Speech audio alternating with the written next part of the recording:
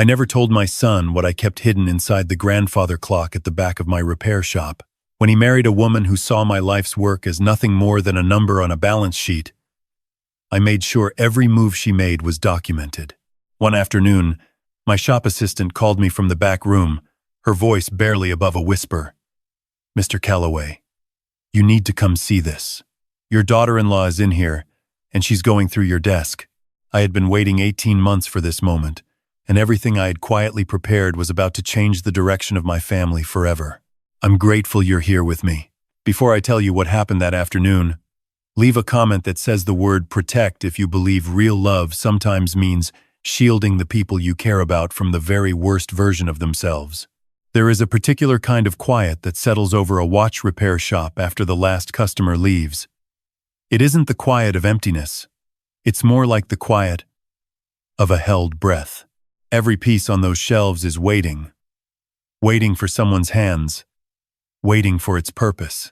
I've spent 38 years learning to hear the difference between a clock that's simply stopped and one that's dying. The sounds are not the same. My name is Arthur Calloway. I'm 64 years old, and most people in Asheville, North Carolina know me as the man on Lexington Avenue who can bring a timepiece back from the dead. Calloway Clock and Watch Repair has sat in this same storefront since 1989. The building itself is narrow, brick-faced, with a hand-lettered window sign my wife painted herself the year we opened. Miriam used gold leaf and a fine brush she'd ordered from an art supply catalog. She took 3 days on those letters. I've never changed them.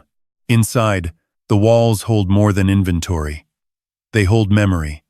Pocket watches with cracked crystals, mantel clocks with bent chimes, wristwatches brought in by grandchildren whose grandparents are gone but who want the things still running. Every piece tells me something. Every worn gear, every stripped crown, every spring, too tired to hold tension anymore. People think I fix clocks.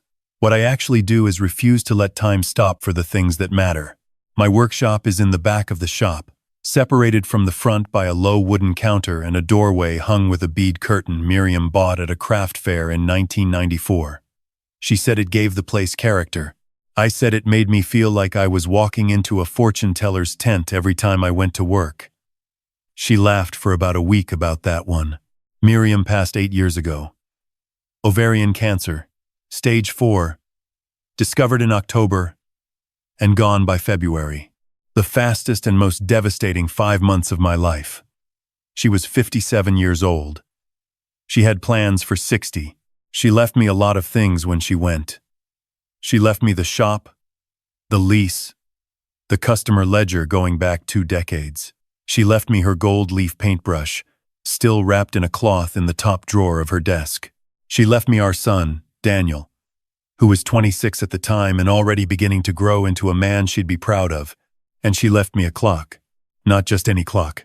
A bracket clock. English. Circa 1880.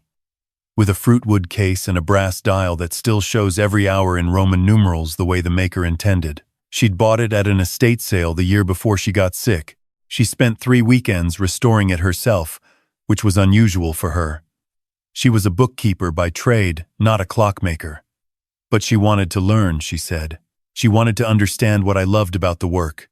2 days before she went into the hospital for the last time, she brought the clock from the house to the shop and set it on the shelf above my workbench. She didn't explain why. She just looked at me with those steady gray eyes she had and said, "Arthur, this one stays here. And when the time comes, you'll know what to do with it." I thought she was confused. The morphine had been increasing. I smiled and told her I'd keep it safe. I did not understand what she meant for a very long time. Daniel was a good boy. I want to say that plainly, without qualification, because everything that follows gets complicated, and I don't want you to lose that truth in the middle of the complication. He was a good boy who became a good man, honest, hard-working, the kind of person who holds doors and remembers names and shows up when you need him. He works as a structural engineer for a firm in Asheville. He is careful with numbers and careful with people, which are 2 different skills, and he was blessed with both. After Miriam died, he drove over every Sunday. We ate breakfast together. He helped me with deliveries when my back got bad. He never asked about the will. Never mentioned money. He just showed up. I thought I had done something right. In the spring 3 years ago, Daniel met a woman named Courtney Baines at a work fundraiser. She was 31, sharp-looking, worked in real estate development. Daniel brought her to the shop on a Saturday in April, proud in the way new love makes young men proud, like they've discovered something the rest of the world missed.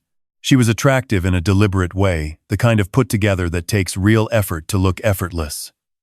She shook my hand with both of hers and said the shop was absolutely charming. I thanked her. I watched her eyes move around the room. She wasn't seeing charm. She was doing math.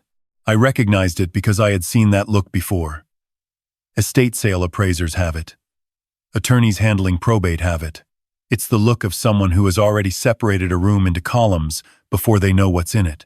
I noticed it and I set it aside. Because I wanted to be wrong. I wanted to be the suspicious old man who just needed to give people a chance. They got engaged in December. Married the following September. It was a beautiful wedding at a vineyard outside of town. Daniel cried when he saw her come down the aisle. I cried too, because Miriam should have been there to see it. For the first few months, I told myself I had been wrong. Courtney seemed to make Daniel happy. She was organized and driven and social in the way that naturally shy people like my son need someone to be. She pushed him in the ways a partner should. Then in February, about 5 months into the marriage, things shifted. It started with questions. Casual ones at first. How long had I owned the building? What were property values doing on Lexington? Had I looked into any of those SBA retirement programs for small business owners? She asked the way people ask when they already know the answers and are testing to see what you'll volunteer. I answered carefully. I said the building had been good to us. I said I hadn't thought much about selling. I said Miriam and I had always planned to pass the business to Daniel one day, if he wanted it. Courtney smiled. Of course, she said. That's so sweet. The word sweet, when used to describe a 38-year plan, is not a compliment. By March, Daniel started seeming different on our Sunday mornings. Quieter. A little distracted. He'd look at his phone more than he used to. Once I asked him if everything was all right and he said yes. Just tired. The second time I asked, 2 weeks later, he said Courtney thought he was working too many hours and she wanted them to use his weekends more intentionally. More intentionally, I said. You know, he said, not meeting my eyes. Like planning things, activities, making the most of free time. I understood what he wasn't saying. She was pulling him closer to her and further from me, one Sunday at a time. The visits became less frequent. Then they became occasional. Then they stopped altogether and were replaced with texts, which are not the same thing, and both of us knew it. In April, my shop assistant, a woman named Gloria Simmons, who has worked the front counter for 11 years, pulled me aside on a Tuesday afternoon. Mr. Calloway, she said, which is how she addresses me when something is serious. Your daughter-in-law came in yesterday while you were at the parts supplier. I told her you weren't here. She said she just wanted to look around for nostalgia. Gloria paused. She went to the back room. How long was she back there? About 12 minutes. I walked to the back. Nothing appeared disturbed. But I know that shop the way you know your own hands. The invoice box was slightly off-center. The file drawer was half an inch further out than I leave it. Someone had been through the papers. I didn't say anything to Daniel. Not yet. I didn't have enough. What I did do, the following week, was call a private investigator. His name is Marcus Webb, former Buncombe County Sheriff's deputy, now working independently out of an office on Merriman Avenue. A customer had recommended him 2 years prior during a dispute over an estate piece, and I had kept his card in the back of my ledger. I called him on a Wednesday afternoon and asked him to meet me at the shop after closing. Marcus is methodical and unshowy, which is what you want in a man doing this kind of work. He sat across from my workbench, listened to everything I told him without interrupting, and asked exactly 4 questions when I finished. What was the address of the property? Did my son have independent access to my financial accounts? Had Courtney made any direct requests about the will? And did I have legal representation? I answered, the shop address, no, not yet directly. And yes, Robert Ashford, who had been my attorney for 19 years and had handled the estate planning after Miriam died. Good, Marcus said. He'd start surveillance the following Monday. That same week, I called Robert. I told him what I'd noticed. He updated my will that same month and restructured the trust so that the property and accounts would pass through conditions, not automatically. He also suggested I begin keeping written records of every unusual conversation. I told him I already was. I bought a small notebook, dark green, from the stationery store on Wall Street. I dated the first entry April 14th and wrote 3 sentences. I have kept a record every week since. What Marcus found over the next 2 months was not surprising, but it was specific enough to be useful. Courtney had met 3 times with a real estate attorney named Paige Hensley, who specialized in commercial property transactions.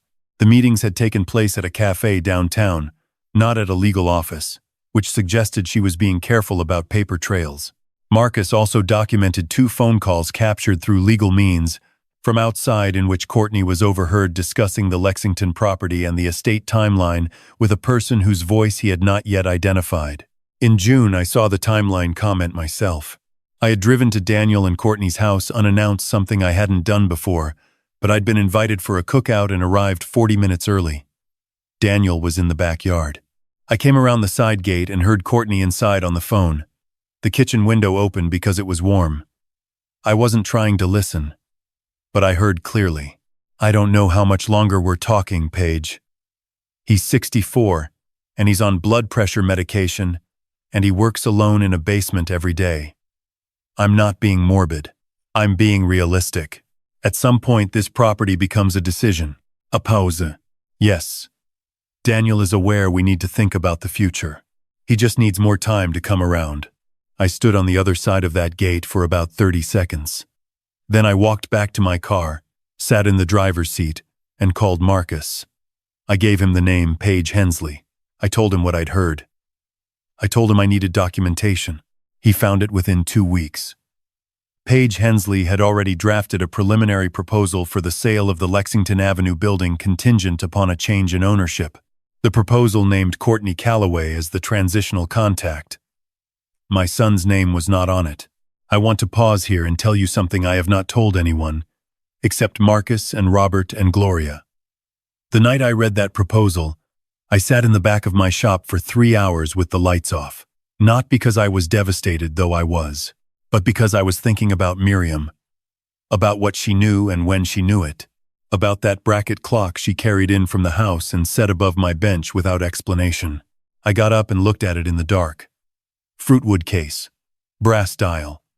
Miriam's careful restoration on the movement, which I had examined once years ago out of curiosity and closed back up. I had not opened the case since she died. That night I opened it. The movement was clean, as I expected. But the case itself, the bottom of the case, beneath the movement board, had a false floor. Miriam had created it herself, with a piece of fitted walnut veneer and 2 small brass clips that released when pressed together. Inside, folded into a square and sealed in a plastic sleeve, was a letter in Miriam's handwriting. I will not share every word of what she wrote. Some of it is between her and me, and nobody else. But the part that matters, the part that changed everything that followed, said this. She had seen the early signs of Courtney's ambition at the engagement dinner, before the wedding. She had done some quiet research of her own, spoken to a few people, asked some gentle questions, paid attention. She could not be certain, she wrote, but she was concerned, and she wanted me to be prepared. She had left documentation of her own findings in the bottom of the case. Account numbers. A name. A property transaction from 4 years earlier, in which Courtney had been involved and which had ended in a legal dispute over estate access. And then she wrote, Arthur, you fix broken things. That's the gift God gave you. But some things aren't broken yet, they're just going wrong. Watch for the signs. Protect what we built. And when the time comes, you'll know what to do. I sat with that letter for a long time. Miriam had been watching. She had been preparing. She had left me a tool inside a clock she restored with her own hands and set above my workbench 8 years before I needed it. She had trusted that I would find it when I was ready. I took everything out of that false floor and added it to the evidence I was building. Then I folded the letter carefully, placed it back inside, and closed the clock. If you're still following along, leave a comment with the number 1. It lets me know you're still here. The months that followed were a study in patience I did not know I had. Marcus continued his work. Robert refined the legal protections. I watched Courtney the way I watch a clock with an intermittent fault, knowing the problem is there, waiting for the moment it surfaces clearly enough to address. What I noticed, over time, was how she was working on Daniel. She had not told him directly to distance himself from me. She was smarter than that. Instead, she had planted ideas. She mentioned once that I seemed a little controlling about the shop. She suggested another time that Daniel's close relationship with me made it hard for them to build their own identity as a couple.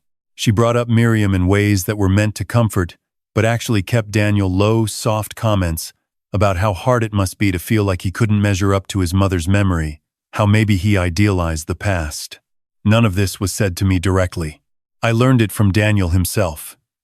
In fragments, over months of careful conversation.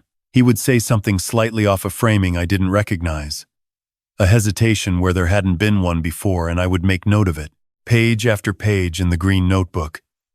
Not to build a case against my son, but to document that someone else was slowly rewriting him. In September, 14 months into the marriage, Daniel called me on a Tuesday night. His voice was flat in a way that told me he'd been rehearsing. "Dad, I think we should talk about the shop." I told him to come in the next morning. He sat across from me at the workbench, the same way he had since he was a teenager, watching me work, his elbows on the edge, hands folded. He looked tired. He'd lost weight. "Courtney thinks it might be time to start thinking about your retirement," he said. "She says you're not getting any younger. And the shop is a lot for one person. And with property values where they are on Lexington." "Daniel," I said, "stop. Don't say what she told you to say. Talk to me." He went quiet for a long time. Then his jaw tightened. "She says the shop is sitting on an asset we're not utilizing. The shop is your mother's legacy. I know that. Do you?" He looked up at me, and for just a moment, I saw my son behind whatever Courtney had been building over the past year. Uncertain, a little ashamed, reaching for something he couldn't name.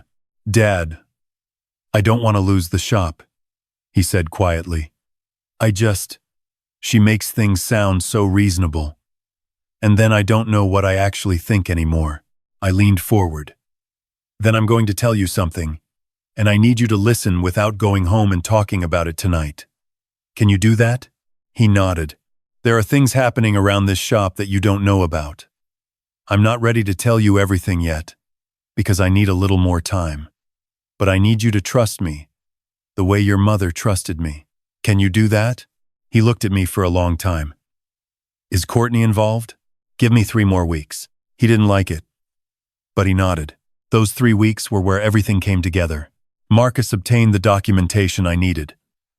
A recorded phone call between Courtney and Paige Hensley, in which the Lexington Avenue property was discussed as a sale-ready asset, contingent only on what Courtney described as the timing of transfer. In that same call, Courtney mentioned that my blood pressure medication had been a topic of conversation with her contact at the insurance office, and that she was keeping an eye on things. She was tracking my health through my insurance. She had a contact inside the office, a woman she'd known from a previous real estate transaction who had given her access to information that was not hers to give. Robert and Marcus both said the same thing. "This was actionable," I said. "Not yet. One more thing." The last piece came from Gloria. On a Thursday afternoon, while I was at a client's home doing an on-site evaluation, Courtney came into the shop. She told Gloria she was picking something up for Daniel. Gloria said she'd need to wait in the front. Courtney agreed. then asked to use the restroom, which is in the back. Gloria showed her through. Courtney did not come back for 14 minutes. This time, I had installed a small camera above the workbench the week before. I watched the footage that evening. Courtney had gone directly to my filing cabinet. She had opened the second drawer, found the insurance file, and photographed 3 pages. Then she had stood at my workbench and looked at the bracket clock for almost 30 seconds. She picked it up, turned it over, set it back down. She did not find the false floor. That was the moment I called Robert and said, "It's time." I made the call to Daniel on a Friday morning. I told him I wanted a dinner. The 3 of us, at the Montford rooftop, a restaurant we'd been to twice as a family for important occasions. Private table. I told him I had something to share about the future of the shop. About everything. He called me back an hour later. Courtney had asked what the occasion was. He said I'd told him estate planning.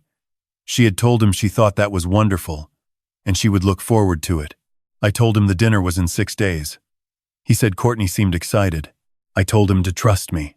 The morning of the dinner, I sat with Robert Ashford at his office on Charlotte Street.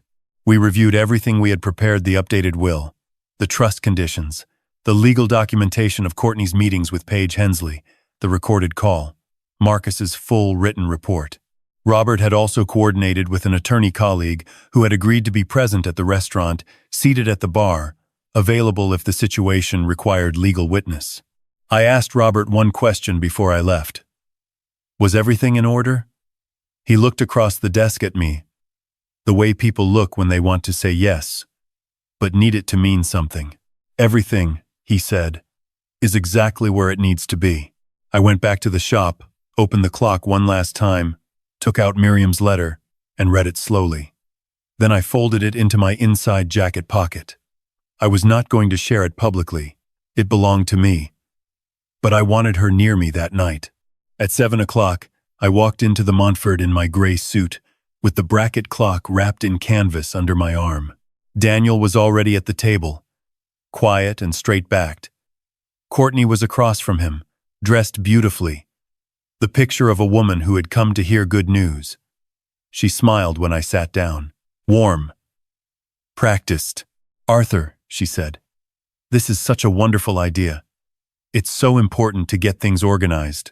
"It is," I said. "That's exactly why we're here." We ordered, made small talk. Daniel watched me the way people watch a doctor who has told them to wait for the results. Courtney ordered a glass of champagne.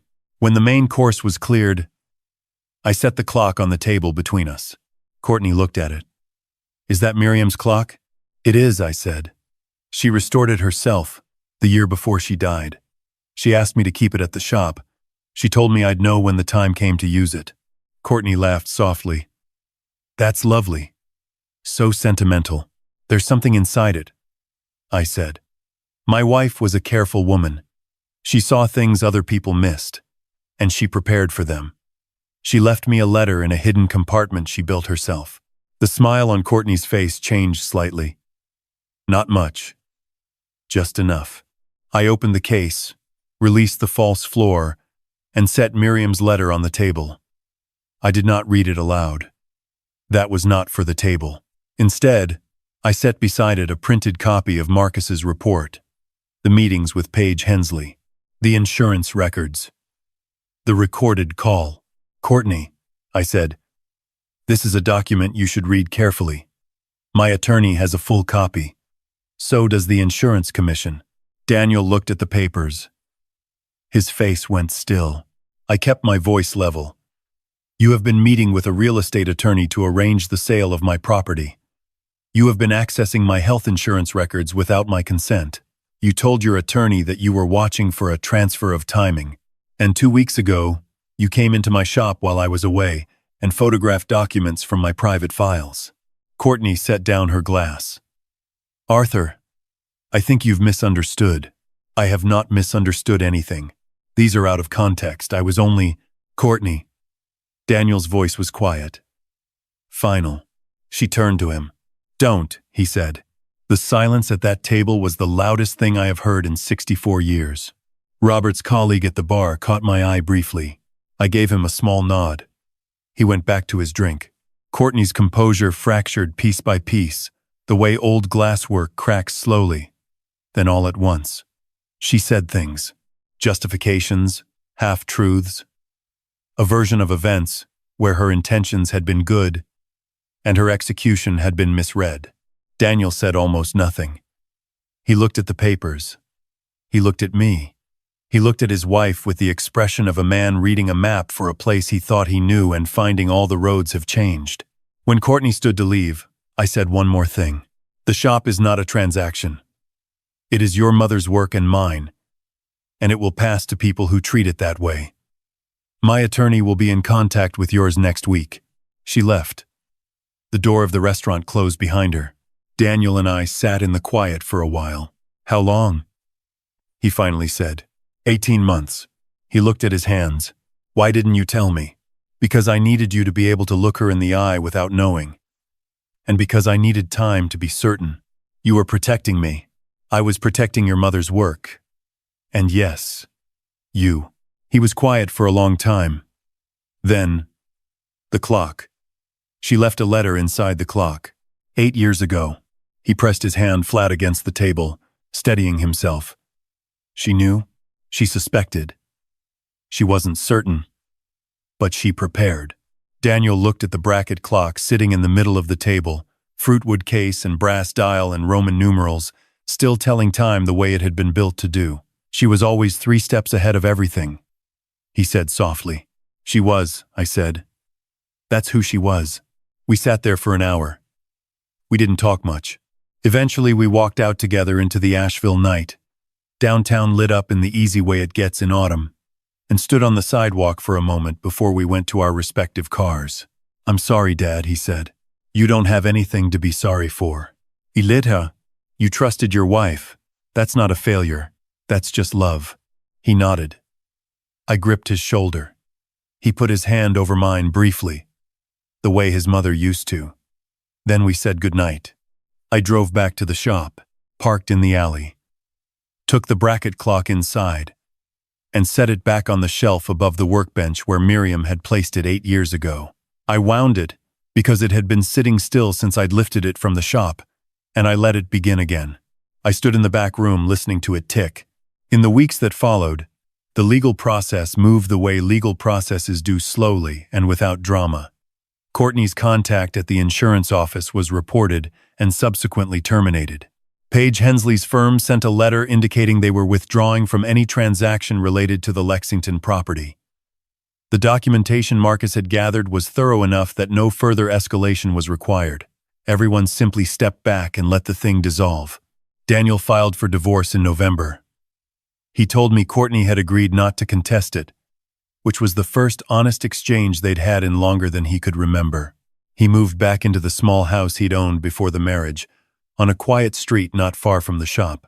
He started coming back on Sunday mornings.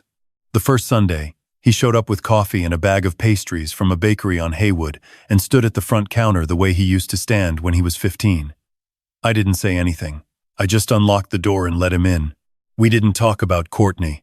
We talked about a cuckoo clock someone had brought in from a family estate that was going to take me the better part of a month to disassemble. We talked about the weather and a movie he'd seen.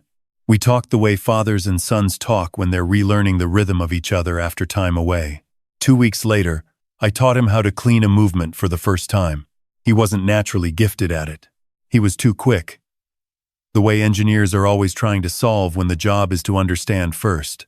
But he sat at the bench beside me for 2 hours without his phone, learning to be patient with something small and precise, and I watched him become a little more like himself with every careful turn of the screwdriver. At the end of the afternoon, he looked at the finished movement, clean and ready, and said, "Mom did this. She did. She was good at it. She was better than me. Don't tell anyone." He smiled for the first time in what felt like a very long time. I want to tell you something about what this whole experience taught me, because I didn't go through 18 months of documentation and preparation just to have a story. I went through it because the things Miriam and I built together were worth protecting, not for their dollar value, for what they mean, for what they represent. For the fact that somewhere in this building is 38 years of two people showing up and caring about the work, greed doesn't announce itself. It arrives politely, asks reasonable questions, and makes you feel foolish for noticing. The people who love you for what you have rather than who you are will always find a way to make their interests sound like concern. They'll ask about your health. They'll talk about the future. They'll call your life's work a number and wait for you to start believing them. Don't let them. Watch for the signs. Keep your own records. Trust the people who show up without an agenda and love you without calculation. And if you have an attorney, keep them close, because the best time to build protection is before you need it. My name is Arthur Calloway. I'm 64 years old. I fix broken clocks and watches, and occasionally, when I'm very lucky, I help hold a family together. Miriam left me a clock with a secret inside and told me I'd know when the time came. She was right. She was always right. The bracket clock is still above my bench. It runs beautifully now. Miriam's restoration was, as always, flawless. I wind it every Sunday morning before Daniel arrives, and I listen to it tick, steady and certain, counting out every hour we still have together. Some mechanisms, once properly cared for, will run for a very long time. If this story meant something to you, leave a 2 in the comments so I know you stayed with me through the whole thing. And if you know someone who needs to hear it, share it with them. Some messages find the people who need them most.